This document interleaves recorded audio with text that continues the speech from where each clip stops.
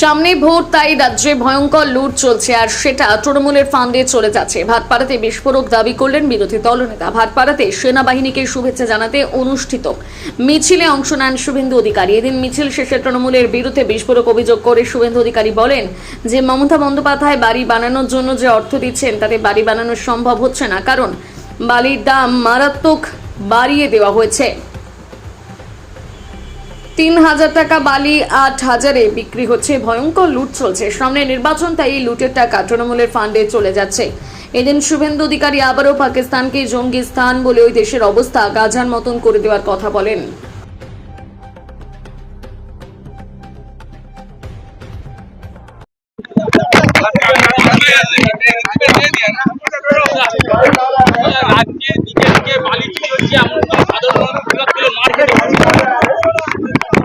ভয়ঙ্কর অবস্থা, অস্তিত্ব নেই এবং ৩,০০০ টাকার বালি ৮,০০০-এ।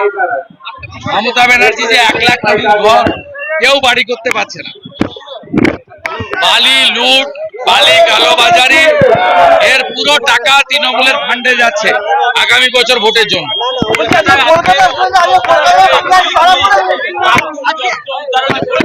তৃণমূল থাকবে, অস্ত্র উদ্ধার হবে, Osama bin Laden, Dawood Ibrahim, Masood Azhar, सबके एक ही पाकिस्तान कोई देश नहीं है, वो जोंगिस्तान है। पाकिस्तान का नाम चेंज हो जाना चाहिए, वो जोंगिस्तान है। पाकिस्तान का हालत गाजा जैसे कर देना चाहिए।